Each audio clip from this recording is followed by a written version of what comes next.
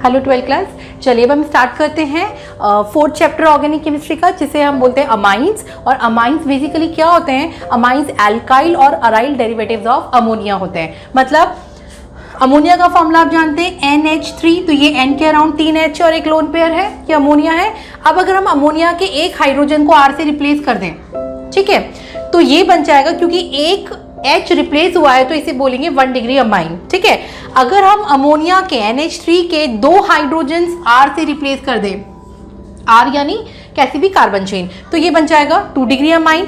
अगर हम इसी अमोनिया के तीनों हाइड्रोजन R से, R यानी कार्बन चेन से रिप्लेस कर दें, तो ये बन जाएगा 3 डिग्री अमाइन। और जो लोन पेयर होता था, लोन पेयर से भी अगर हम बॉन्डिंग करवा दें, जो कि अक्सर कोऑर्डिनेट बॉन्डिंग कही जाती है, या कोऑर्डिनेट बॉन्डिंग के बाद इस पर प्लस का चार्ज आ जाता है, तो ये 4 बॉन्डिंग पर प्लस बन जाएगा, तो tetra alkyl ammonium. Ammonium ion क्या होते हैं? अमोनियम आपने सुना है NH4+Cl- अमोनियम क्लोराइड, ठीक है। तो अमोनियम होता है NH4+, यानी नाइट्रोजन जब भी 4 वैलेंसी पर होगा अपने ऊपर प्लस का चार्ज कैरी कर रहा होगा, तो नाइट्रोजन पर 4 एल्काइल हो गए, तो tetra alkyl ammonium salt. Salt यानी ये जो प्लस चार्ज है किसी भी नेगेटिव आयन से आयनिक बॉन्ड से बॉन्डेड होगा, तो सेम मैंने यहाँ पे X माइनस कर दिया, क्लोराइड, फ्लोराइड, ब्रोमाइड, कुछ और भी हो सकता था हैलाइड के अलावा, ठीक है, हाइड्रोक्साइड या जो भी, तो ये अमोनियम का सॉल्ट बन जाएगा इस तरह से। अगर मैंने इन्हीं फॉर्मूला को कंडेंस करके लिखा, देखो ये ऐसे नजर आया, NH3 RNH2, ये वाला हो जाएगा R2NH, ये वाला हो गया R3N, और इसको मैं कंडेंस करके अगर लिखूं तो मैं ये लिख सकती हूँ R4N+X- tetra alkyl ammonium salt, ठीक है। अब जैसे अगर सपोज यहाँ पर RCH3 है, यानी इन सारी जगह पर R की जगह हमने यहाँ पर मिथाइल मिथाइल मिथाइल रख दिया, तो ये जो पूरी सीरीज है जिसमें R मिथाइल है, इन सब को मिथाइल अमाइंस बोलेंगे, ठीक है, इन सब को मिथाइल अमाइंस बोलेंगे। फिर चाहे वो 1 डिग्री मिथाइल अमाइन है, या 2 डिग्री मिथाइल अमाइन है, या 3 डिग्री मिथाइल अमाइन है, या टेट्रा मिथाइल अमोनियम सॉल्ट है। इसी तरीके से अगर हम इस R को इथाइल रख दें, तो इस पूरी सीरीज का जो नाम होगा that would be ethyl amine, ठीक है। सारे इथाइल अमाइन होंगे, 1 degree, 2 degree, 3 degree ethyl amines या टेट्रा इथाइल अमोनियम सॉल्ट। और इसी तरह से अगर हम R को फिनाइल रख दें, अच्छा फिनाइल का क्या मतलब होता है? मैंने यहाँ पे लिखा है फिनाइल, जब बेंजीन रिंग का कोई भी एक साइट फ्री होता है, यानी benzene ring as a branch consider की जाती है, तो बेंजीन को फिनाइल कहते हैं, ठीक है। बेंजीन क्या होता है? C6H6, उस C6H6, ठीक है, इसका अगर कोई एक हाइड्रोजन में कम कर दूं तो ये क्या रह जाएगा? H5, और उस एक हाइड्रोजन जिसको मैंने कम किया उसकी जगह हम कोई फ्री वैलेंसी जब छोड़ते हैं, यानी कि ये हम इसको ब्रांच की तरह ट्रीट करें, तो अब इस टुकड़े का नाम C6H5 का नाम कहा जाएगा फिनाइल। तो यहां पर देखिए ये बन गया 1 डिग्री फिनाइल अमाइन, जिसे हम एनिलीन भी कहते हैं। अब अगर दोनों साइड पर लगाते हैं तो इसका नाम हो जाएगा डाइफिनाइल अमाइन, ठीक है। तीनों बार लगा दे तो ट्राइफिनाइल अमाइन। इस सीरीज में एक बात गौर करने की है, मैंने यहाँ पे जितने पॉसिबल पैटर्न्स ऑन पेपर हो सकते हैं वो सारे यहाँ पे लिखे हैं। जैसे फिनाइल को आप C6H5 भी लिख सकते हो, ठीक है, मॉलिक्यूलर फॉर्मूला के फॉर्म में, या आप इसका बॉन्ड लाइन बेंजीन का जो डायग्राम होता है वो आप इस तरह से भी बना सकते हो फिनाइल को, या फिर फिनाइल को शॉर्ट में PH भी लिखा जाता है। ये तीनों सिंबल सेम है। कौन से तीनों सिंबल? C6H5 हो, या इस तरह का हेक्सागन बना करके इसमें रेजोनेंस हो, या फिर PH हो, ठीक है। तीनों ही बेंजीन के एज अ ब्रांच सिंबल होते हैं, यानी C6H5 ग्रुप को रिप्रेजेंट करते हैं। तो ये जो लास्ट की सीरीज है ये क्या कही जाएगी? ये सारे फिनाइल अमाइंस कहे जाएंगे। 1 degree phenyl amine, 2 degree, 3 degree, और टेट्रा फिनाइल अमोनियम सॉल्ट उसे कहा जाएगा। चलिए स्टार्ट करते हैं। Optical activity 3 degree amine, 3 degree जिसे हम टर्शियरी अमाइन भी कहते हैं। ऑप्टिकल एक्टिविटी के लिए आपको पता है कि कायरल सेंटर होना जरूरी है। जिसे कार्बन कब ऑप्टिकली एक्टिव होता है? जब एक कार्बन की चारों वैलेंसी डिफरेंट होती हैं, ठीक है, यानी चारों ऑर्बिटल पर अलग अलग कंपोनेंट अटैच होते हैं। यहाँ पे नाइट्रोजन पर गौर करिए, ये नाइट्रोजन है, ठीक है, इसकी एक वैलेंसी पर R1 है, एक वैलेंसी पर R2, एक वैलेंसी पर R3, ठीक है, तो ये 3 डिग्री अमाइन हो गया। और चौथी वैलेंसी पर लोन पेयर है, तो यहाँ पर लोन पेयर भी जो है काउंट हो जाता है। और इस तरह से ये वाला जो नाइट्रोजन है इसे कायरल नाइट्रोजन कह दिया जाता है, ठीक है, कायरल यानी कि ऑप्टिकली एक्टिव नाइट्रोजन। तो अगर ऑप्टिकली एक्टिव कोई भी कंपाउंड है तो उसका non super imposable mirror image भी होता है, जिसे हम इनैंशियोमर कहते हैं, ठीक है ना। तो इसका भी इनैंशियोमर होना चाहिए। तो जब हमने ये देखा कि अगर इनैंशियोमर है तो इसका दूसरा इनैंशियोमर कुछ ऐसा होना चाहिए, इसका जस्ट ऑपोजिट, और दोनों इनैंशियोमर को प्योर फॉर्म में हम अलग अलग सेपरेट मतलब दोनों इनैंशियोमर अलग अलग सेपरेट हो जाने चाहिए, ठीक है। लेकिन क्या देखा कि ये नाइट्रोजन ऑप्टिकली एक्टिव तो है, इसका इनैंशियोमर भी है, लेकिन जब हम दोनों को अलग अलग सेपरेशन पर आते हैं और अलग अलग कंटेनर में भर के रखने की कोशिश करते हैं तो थोड़ी देर में क्या देखते हैं कि हमें उस कंटेनर में दोनों इनैंशियोमर एक साथ मिल जाते हैं। मतलब हमने अगर सपोज इस इनैंशियोमर को प्योरली सेपरेट करके कंटेनर में भर दिया, थोड़ी देर बाद हम क्या देखेंगे, उस कंटेनर में हमें इस इनैंशियोमर के साथ अपने आप ये वाला इनैंशियोमर भी बनता हुआ दिख जाएगा। यानी किसी एक इनैंशियोमरिक फॉर्म को हम प्योरली रिजॉल्व नहीं कर सकते हैं, ठीक है। तो फिर इसका रीजन क्या ऑब्जर्व किया गया कि यहाँ पर एक नई फिनोमिना होती है जिसे हम फ्लिपिंग कहते हैं, या अमाइन इन्वर्जन या नाइट्रोजन इन्वर्जन, ये सारे इसके नेम हैं। इसमें क्या होता है, जैसे अम्ब्रेला होता है, इसे अम्ब्रेला इफेक्ट भी कहा जाता है, कई बुक्स में लिखा होता है। जैसे अम्ब्रेला है वो इस तरह से है और बहुत तेज हवा चलने से अगर वो उल्टा हो जाए, ठीक है, तो उसी तरह का इफेक्ट यहाँ पर हो जाता है कि देखो अब मैं लेफ्ट हैंड साइड और राइट हैंड साइड की फॉर्म में आपको बता रही हूँ 2 डायमेंशन में, बोर्ड पर तो हम 2D में लिख रहे हैं, ठीक है ना। तो नाइट्रोजन के देखो राइट हैंड साइड पर है लोन पेयर और लेफ्ट हैंड साइड पर मैंने तीनों बॉन्ड को ओरिएंट किया, ठीक है, 2D की मैं बात कर रही हूँ। और अब क्या देखा कि धीरे धीरे ये वाले जो बॉन्ड थे ये फ्लैट होने लगे, यानी 120 का एंगल, इन बॉन्ड्स के बीच में ये 120 का एंगल आने लगा। और ये लोन पेयर जो कभी टेट्राहेड्रॉन मैनर में अरेंज होता था, अब ये लोन पेयर जैसे ये जो तीनों बॉन्ड्स हैं ये प्लेन पर आ गए, लोन पेयर ऊपर और नीचे इस तरह से ये ओरिएंट होने लगा। तो लोन पेयर का जो ऑर्बिटल था वो इस तरह से मैंने बना दिया है, ठीक है, ऊपर और नीचे यहाँ पे प्लेन में आ गया, जबकि टेट्राहेड्रल मैनर में थे। और फिर वापस से ये वाले बॉन्ड पीछे की तरफ आने लगे, लोन पेयर का ऑर्बिटल इधर आने लगा और इस तरह से यहाँ पे फ्लिपिंग हो गई। इसको कहते हैं नाइट्रोजन इन्वर्जन। यहाँ पर टोटल 3 स्ट्रक्चर हमें ऑन पेपर दिख रहे हैं, स्ट्रक्चर नंबर 1, 2 एंड 3। यहाँ पर खास बात देखिए, अगर मैं स्ट्रक्चर 1 पर आती हूँ तो मुझे 3 तो सिग्मा बॉन्ड दिख रहे हैं और एक प्योर लोन पेयर दिख रहा है। तो इससे हम इसका हाइब्रिडाइजेशन चेक कर सकते हैं। कैसे? 3 सिग्मा बॉन्ड है तो मैंने 3 लिख दिया, लोन पेयर 1 है तो 1 लिख दिया। टोटल कितने ऑर्बिटल ऑक्यूपाई हो गए? 4 ऑर्बिटल का मतलब एक s और 3 p, यानी sp3 हाइब्रिडाइजेशन हमें यहाँ पर दिखेगा।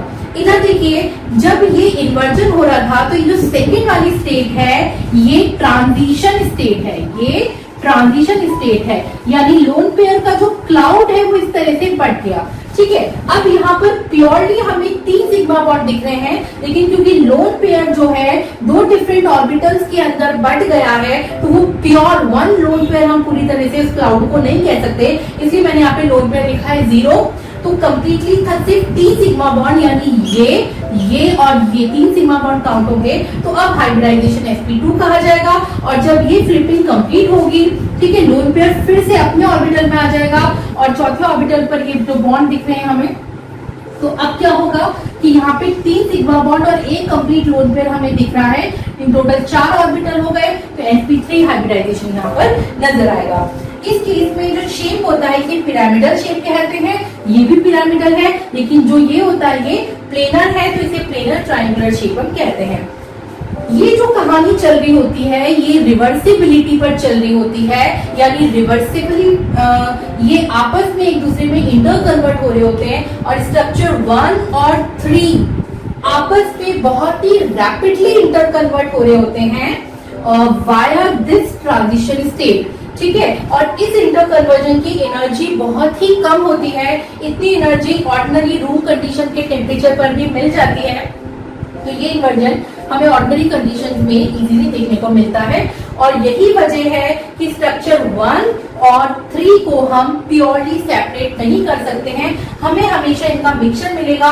और इनका आपस में जो इंटरकन्वर्जन इसे हम बोलेंगे रैसिमाइजेशन है। ये रैसिमाइजेशन कैसे हो रहा है? 3 डिग्री अमाइन का हो रहा है वाया दिस ट्रांजिशन स्टेट, जिसे कि हम नाइट्रोजन इन्वर्जन कह रहे हैं। तो इन्वर्जन के दौरान sp3 कार्बन sp2 में चेंज होके फिर से sp3 में जाता है और वाइस वर्सा। ठीक है, ट्रांजिशन स्टेट मोमेंटरीली स्टेट होती है, कोई कंपाउंड नहीं होता है।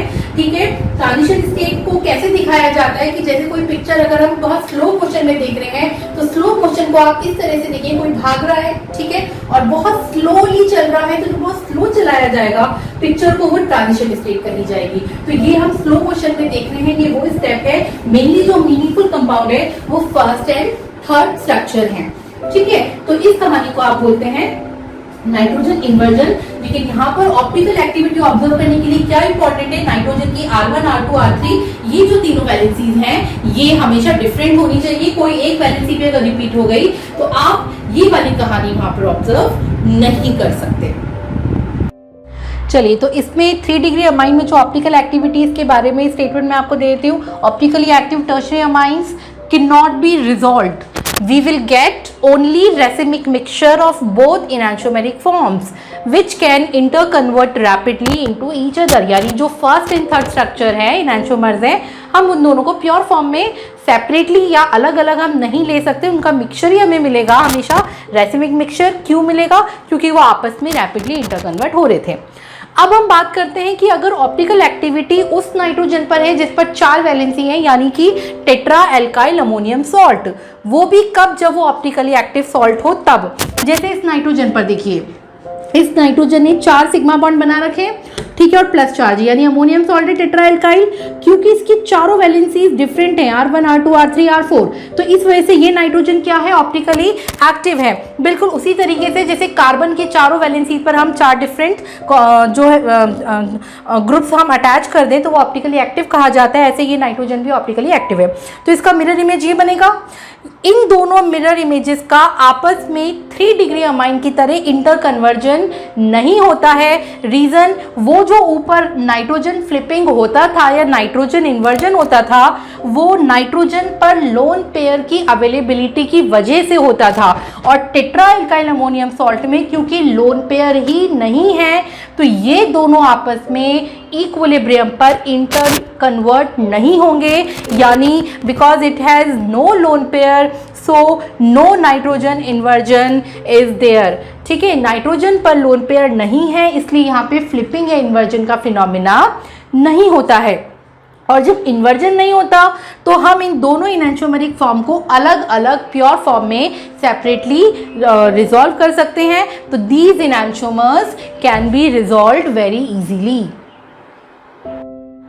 चलिए अब स्टार्ट कर दें इनके IUPAC नेमिंग पर अमाइंस की। जैसे मैंने यहाँ पे 1 डिग्री अमाइन लिखा है तो इनका जनरल नेम होता है एल्केनेमाइन। ठीक है, इनका जनरल नेम होता है एल्केनेमाइन। ठीक है, यानी एल्किन अमाइन। ठीक है, तो जैसे ये है तो ये वर्ड रूट है, एल्केन यहाँ पे मीथेन है और ये अमाइन है। ठीक है, तो मिथ और एन है तो मिथ एन और अमाइन। अमाइन का ए वॉवल है ना इसलिए यहाँ का ई हटा दिया तो इट्स मीथेनमाइन, जिसको हम मीथेनेमाइन भी लिखते हैं। अगर यहाँ पे 2 बार मिथाइल है तो आप क्या करेंगे, किसी भी एक को वर्ड रूट ले लीजिए। ठीक है, मैं वर्ड रूट में ये फंक्शनल ग्रुप भी काउंट कर लेती हूँ। ये मीथेनेमाइन हो गया और इस पे ये ब्रांच है। ठीक है, इसको हम ले लेते हैं ब्रांच और इस पूरे को हम वर्ड रूट मान लेते हैं। तो ब्रांच का नाम पहले लिखते हैं। ब्रांच किस पे प्रेजेंट है? नाइट्रोजन पे। तो नाइट्रोजन पर जो ब्रांच होती है उसे एन लिखना है। जैसे कार्बन पर अगर ब्रांच होती है तो कार्बन का नंबर लिखते हैं 2 मिथाइल 3 इथाइल, है ना, कुछ इस टाइप से जो भी ब्रांच हो। एन पर हो तो आप लिखेंगे एन मिथाइल। एन नाम, एन यानी नाइट्रोजन पर मिथाइल नाम की ब्रांच है। ये ब्रांच हो गया। उसके बाद वर्ड रूट है एक कार्बन का यानी मीथेनेमाइन। ठीक है, मिथ एन अमाइन। ठीक है, मिथ यानी वर्ड रूट, एन यानी जो सिंगल बॉन्ड है और अमाइन यानी फंक्शनल ग्रुप, तो मीथेनेमाइन ये इसका नाम हो गया। यहां पर देखिए 3 डिग्री अमाइन है, 3 ब्रांच है, मतलब नाइट्रोजन के अराउंड 3 एल्काइल है। किसी भी एक को आप वर्ड रूट मान लीजिए। ठीक है, और इन दोनों को ब्रांच मानेंगे। तो अब आप इसको क्या लिखेंगे? दोनों ब्रांच के लिए N, N कितनी ब्रांच है? 2 बार है, डाई मिथाइल और मीथेनेमाइन, ठीक है, मिथ एन अमाइन। यहाँ पे वर्ड रूट एक कार्बन का है ना, तो ये मिथ एन अमाइन यानी मीथेनेमाइन ये हो गया, ठीक है। इधर आते हैं, 2 कार्बन का वर्ड रूट है, ठीक है, तो 1 2 है ना, इथेनेमाइन, तो इथ एन अमाइन, ठीक है, इसके 3 टुकड़े हैं, इथ फिर एन, इथ यानी वर्ड रूट, एन यानी जो प्राइमरी सफिक्स होता है और अमाइन यानी जो सेकेंडरी सफिक्स है, ठीक है। अच्छा, अब अगर इसके दोनों साइड पे ब्रांच है तो जो लॉन्गर चेन है उसे वर्ड रूट मानिए, तो मैं इस रीजन को वर्ड रूट यानी कि जो मेन चेन है वो मानेंगे, और इससे अटैच नाइट्रोजन से अटैच जो छोटी ब्रांच है उसको हम मतलब छोटा कार्बन चेन उसको हम एज अ ब्रांच कंसीडर कर लेंगे। तो ये मैंने ब्रांच ले लिया, एन पर मिथाइल है तो आप लिख देंगे एन मिथाइल 1 2, तो इथ एन अमाइन, इथेनेमाइन ये इसका नेम हो गया। इधर आप आइए तो यहाँ पे CH3 CH2 मैंने यहाँ पे एक्सपैंड करके लिखा है, C2H5 सेम टाइप की ब्रांच को मैंने कंडेंस करके लिख दिया, और ये मिथाइल है। तो इन दोनों में से किसी भी एक को वर्ड रूट मान ले, तो मैंने ये वर्ड रूट मान लिया 1 2। वैसे तो अभी 2 नंबर में 2 ही कार्बन है तो 1 2 का यहाँ पर कोई सिग्निफिकेंस नहीं है, बट अगर लंबी चेन होती तो 1 2 का भी यहाँ पे मीनिंग होता, ठीक है ना। तो यहाँ पर N पर मिथाइल है, N पर इथाइल है। जब 2 डिफरेंट ब्रांचेज हो तो इनके लिखने का ऑर्डर कैसा होता है? अल्फाबेटिकल ऑर्डर होता है। तो N पहले अल्फाबेटिकली क्या आ जाएगा? इथाइल आ जाएगा, तो N इथाइल,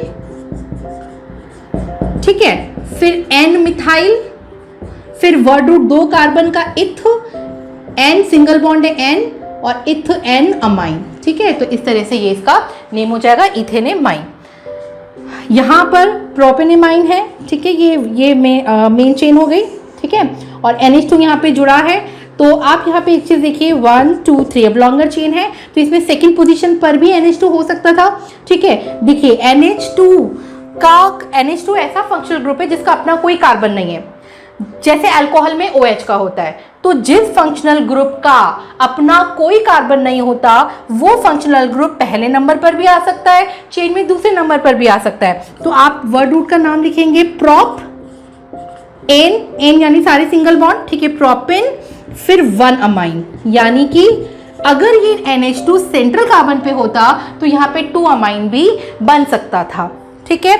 इधर आते हैं, N के अराउंड एक मिथाइल ब्रांच है, एक प्रोपाइल ब्रांच है, तो नो डाउट हम प्रोपाइल को ही वर्ड रूट मानेंगे और N पर इस पार्ट को हम ब्रांच मान लेंगे, ठीक है। तो ये, और इसमें 1 2 3 1 नंबर पे अमाइन जुड़ा है, तो आप क्या लिखेंगे? पहले ब्रांच का नाम N मिथाइल, ठीक है, फिर प्रॉप N और कितना 1 अमाइन। ये 2 अमाइन भी हो सकता था बच्चों, सेम NHCH3 यहाँ पे सेकंड कार्बन पर भी हो सकता था, ठीक है, इसलिए हमने यहाँ पे 1 अमाइन मेंशन किया है।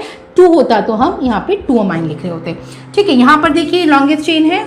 अब सेम कहानी N, N di methyl prop N यानी प्रोपिन 1 अमाइन, ठीक है, ये इसका नेम हो गया। चलिए इसमें नेक्स्ट आते हैं। अब जैसे यहाँ पे 4 कार्बन का ये वर्ड रूट है और ये वर्ड रूट पर जो NH2 फंक्शनल ग्रुप अटैच्ड है, तो 1 2 3 4 उस टर्मिनल से नंबरिंग स्टार्ट करेंगे जिसके नियरर ये फंक्शनल ग्रुप है, ठीक है। तो ब्यूट, ठीक है, N सारे सिंगल बॉन्ड इसलिए ब्यूटेन, ठीक है, और 2 अमाइन। देखो हम ये लिख सकते हैं, अमाइन का A वॉवेल है इसलिए ब्यूटेन का ब्यूटेन, ANE नहीं लिखा, E हट गया, सिर्फ N यहाँ पे आया है, ठीक है। यहाँ पे सेम कहानी है लेकिन N पर ब्रांच भी है। ये पहले वर्ड रूट हुआ 1 2 3 4, यहाँ से आपने ऐसे नंबरिंग की है। N के ऊपर मिथाइल है तो आप क्या लिखेंगे? N मिथाइल, ब्रांच का नाम आ गया, ठीक है। उसके बाद ब्यूटेन 2 अमाइन, ये इसका नेम हो गया। अच्छा ये क्या है? क्या ये बेंजीन है? नहीं है, ये साइक्लोहेक्सेन है, ठीक है। तो साइक्लोहेक्सेन पर अमाइन जुड़ा है तो सिंपली साइक्लोहेक्सेन अमाइन, ठीक है। और अमाइन का A है तो यहाँ से E ड्रॉप हो जाएगा तो साइक्लोहेक्सेन अमाइन, ठीक है। इसको हम डायरेक्टली ऐसे लिख देते हैं साइक्लोहेक्सेन अमाइन, जैसे एल्केनेमाइन था। बेंजीन पर अगर NH2 होता है तो इसे हम क्या बोलते हैं? एनिलीन कहते हैं। अब अगर इस एनिलीन पर कोई ब्रांच लगी है, जैसे हम यहाँ पे 1 2, तो क्या मैं इसको लिख दूँ 2 या ऑर्थो, है ना, ऑर्थो भी लिख सकते हैं ना, 2 मिथाइल एनिलीन या ऑर्थो मिथाइल एनिलीन। ठीक है, इसका एक जनरल नेम भी बड़ा कॉमनली यूज होता है, टॉलुइडीन भी इसको कहते हैं। तो ये टॉलुइडीन नेम भी आप इसमें याद कर लीजिए, क्योंकि समटाइम्स ये एनसीईआरटी पूछ लेती है टॉलुइडीन क्या है। तो एनिलीन और मिथाइल जब प्रेजेंट हो तो उसे टॉलुइडीन कहा जाता है। चलिए फर्स्ट मेथड ऑफ प्रिपरेशन पर आते हैं, by reduction of nitro compound. तो जैसे बेंजीन है, बेंजीन पर नाइट्रो ग्रुप है, तो नाइट्रो में अगर हम O हटा दें और इसकी दोनों जो वैलेंसी है इस पर H लगा दें तो ये NH2 बन जाएगा।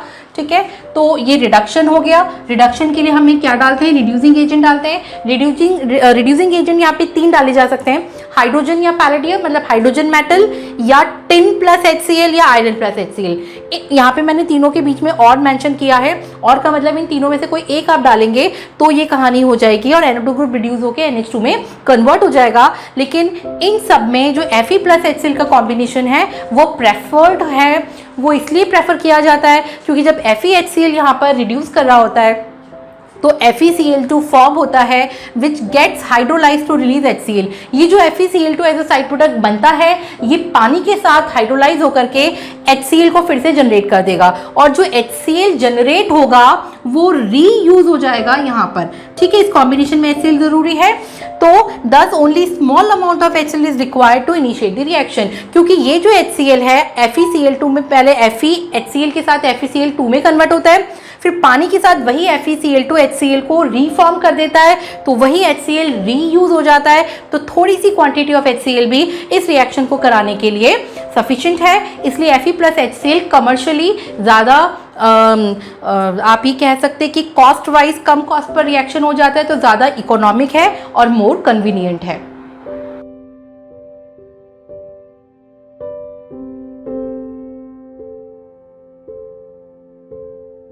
सेकेंड मेथड है by the ammonolysis of RX। RX यानी कि अल्काइल हैलाइड, जो आप फर्स्ट चैप्टर में पढ़ चुके हैं।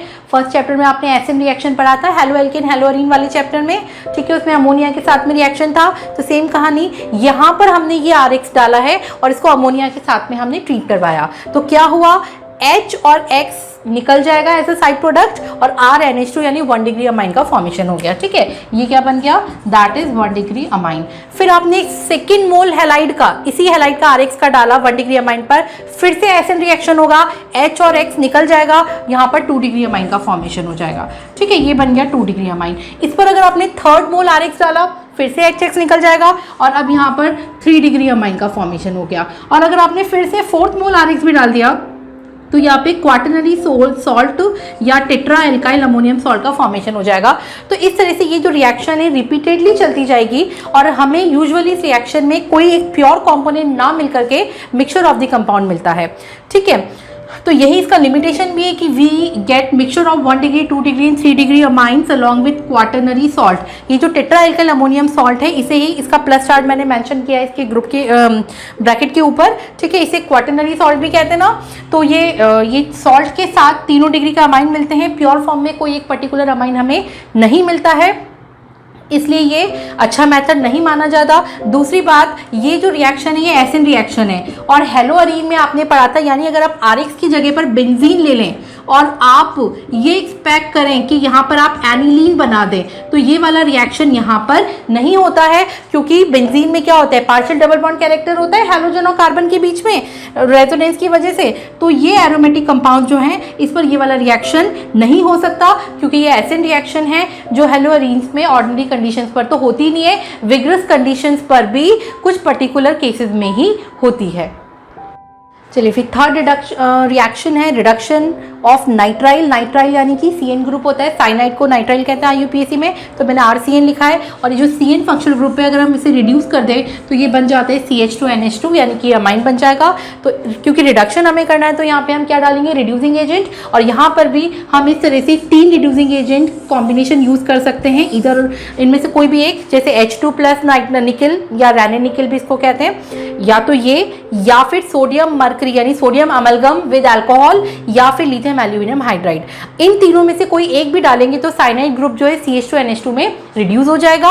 और अगर आप ये सेकेंड वाला sodium amalgam with ethanol use करते हैं तो उस केस में इस रिएक्शन का एक नेम है, इसे मेंडियस रिएक्शन या मेंडियस रिडक्शन भी आप कह सकते हैं।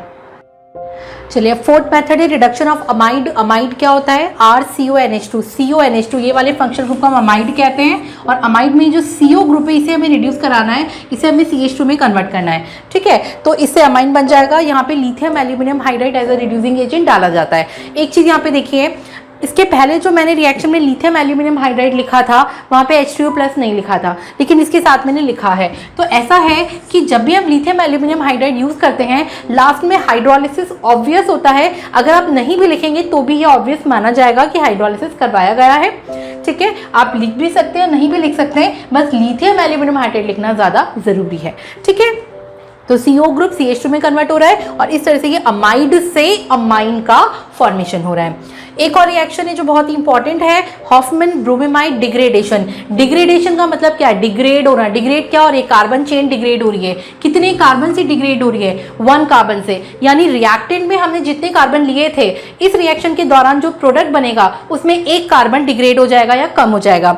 जैसे यहाँ पे देखो अमाइड लिया है हमने RCONH2, तो आप गौर से देखिए R और NH2 ये 2 टुकड़े जुड़ के अमाइन बना रहे हैं और ये वाला जो कार्बन था, जो CO वाला कार्बन था ना, ये कार्बोनेट के फॉर्म में निकल रहा है। तो यानी 1 कार्बन प्रोडक्ट में डिग्रेड हो गया। तो ये रिएक्शन कन्वर्जन में बहुत ज़्यादा काउंट होती है। डिग्रेडेशन में हमने कॉम्बिनेशन डाला है Br2 और NaOH का, तो यहाँ पर NaBr Na2CO3 निकला और RNH2 अमाइन और साथ में वाटर यहाँ पे रिमूव हो गया है। नेक्स्ट मेथड ऑफ प्रिपरेशन हम स्टार्ट करते हैं, गेब्रियल थैलेमाइड सिंथेसिस, जिससे प्रिपरेशन ऑफ 1 डिग्री अमाइन किया जाता है, ठीक है। और ये 1 डिग्री अमाइन हमेशा एलिफेटिक अमाइन ही होता है। इसका क्या मतलब है, हम यहाँ से स्टार्ट करते हैं। तो थैलेमाइड, थैलेमाइड यानी थैलिक एसिड का अमाइड। तो पहले मैं आपको इसका इंट्रोडक्शन दे दूँ कि देखिए ये बेंजीन है, ठीक है।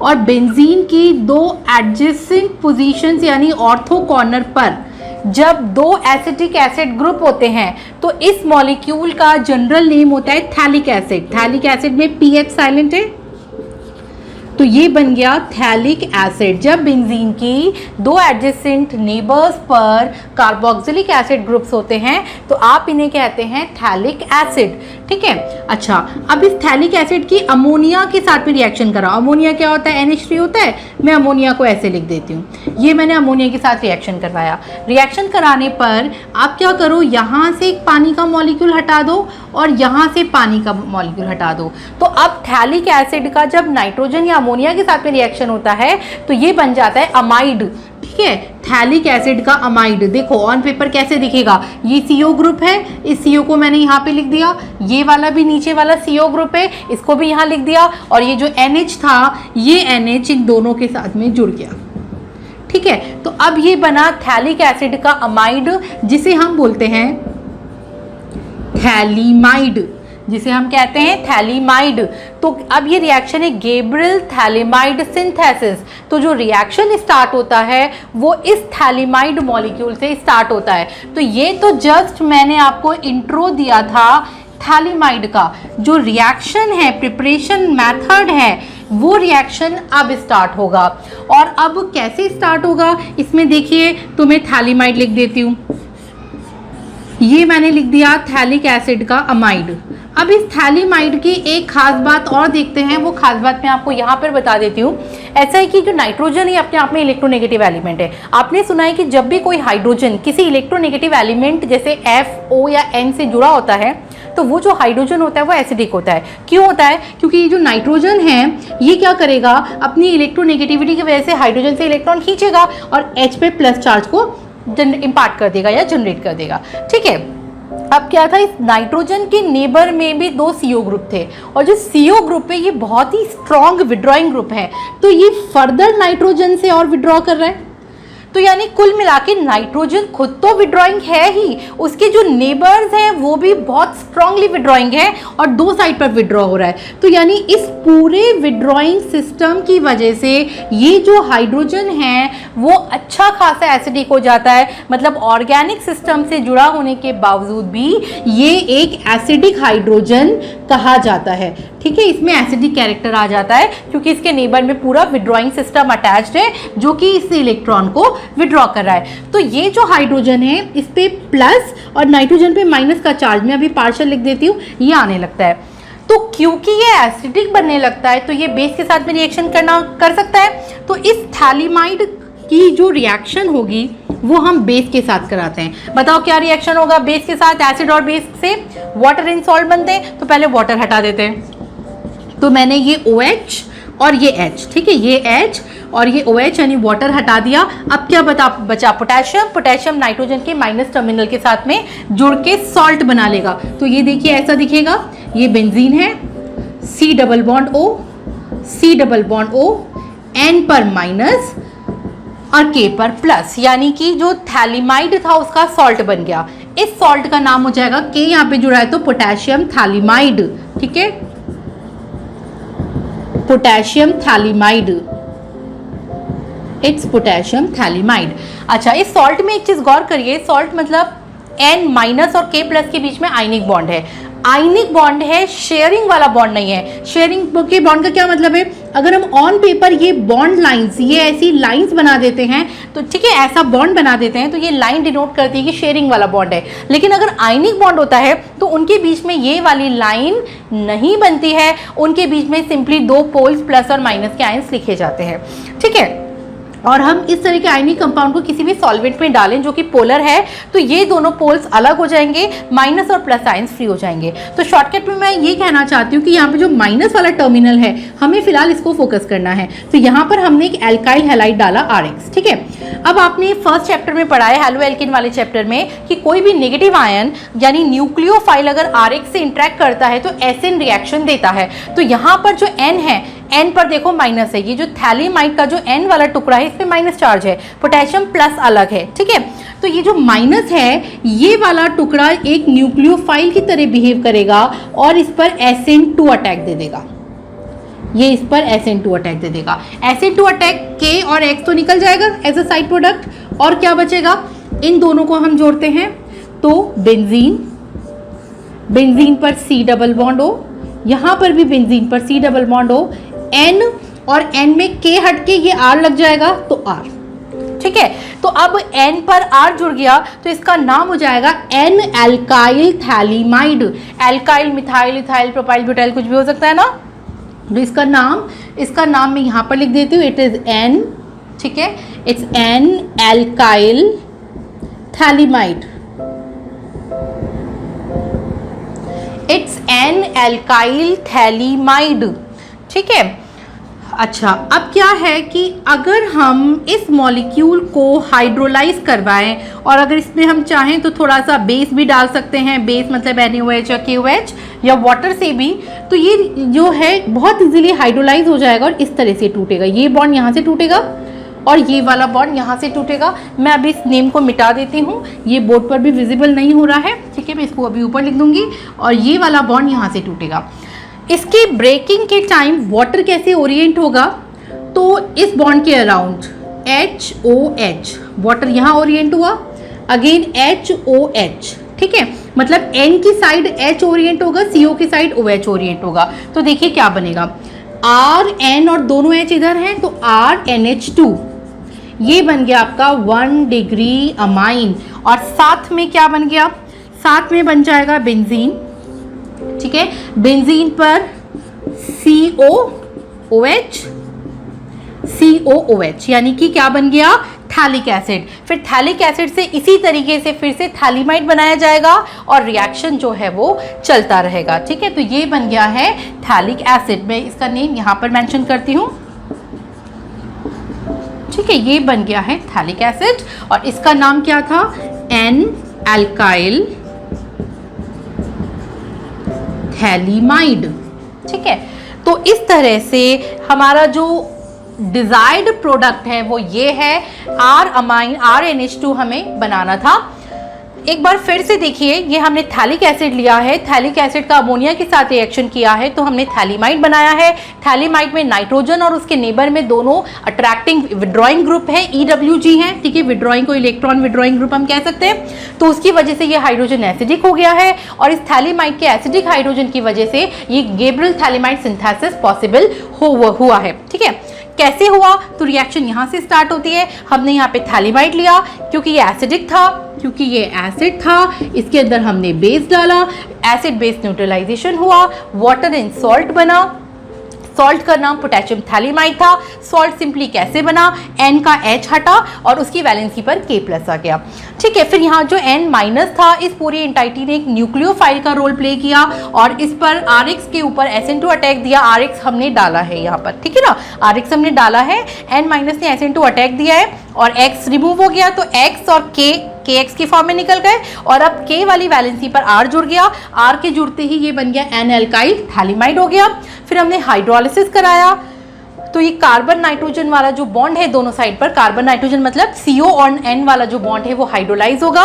वाटर दोनों साइड पे ओरिएंट होगा। कैसे ओरिएंट होगा? CO वाली साइड पर OH आएगा, N वाली साइड पर H आएगा। ठीक है, फिर आपने दोनों बॉन्ड्स को तोड़ा तो यहाँ पर 1 मोल RNH2 आ गया और यहाँ पे बेंजीन पर COOH ग्रुप जनरेट हो गया जिसे हम बोलते हैं थैलिक एसिड। तो यहाँ पर गौर करिए कि ये जो थैलीमाइड है एक तरह से प्लेटफॉर्म का काम कर रहा है। रिएक्शन के एंड में ये सिस्टम रीजनरेट हो जाता है और फिर से जो है रिएक्शन रीस्टार्ट होती है। ठीक है, तो यानी ये वाली वैलेंसी है NH वैलेंसी, इस NH वैलेंसी से हम RNH2 का सिंथेसिस यहाँ पर कर पा रहे हैं। एक बात और देखिए, अगर मैं इस RX को अगर बेंजीन ले लूँ, है ना, यहाँ पे कौन सा अटैक हो रहा है बच्चों? SN2 अटैक हो रहा है।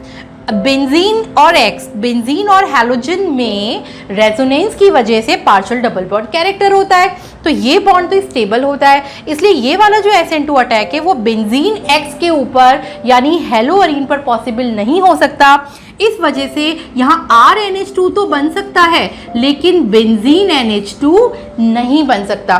ठीक है, ये अभी हम आगे पढ़ने वाले हैं इसकी लिमिटेशन में, तो मैंने इसका एक्सप्लेनेशन आपको यहीं दे दिया क्योंकि ये एसिन अटैक है और बेंजीन पर रेजोनेंस की वजह से एसिन अटैक फिजिबल नहीं हो पाता। बहुत ही विग्रस कंडीशन में होता है, वो भी सर्टेन केसेस में होता है, सारे एसिन अटैक्स नहीं हो पाते हैं।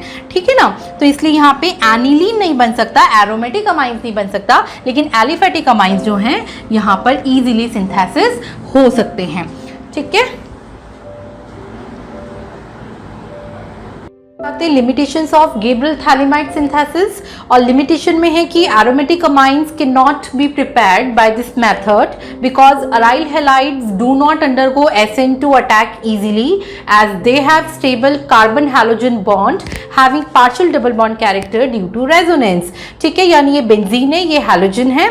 ठीक है, हैलोजन पे लोन पेयर है तो इस तरह से रेजोनेंस चलेगा।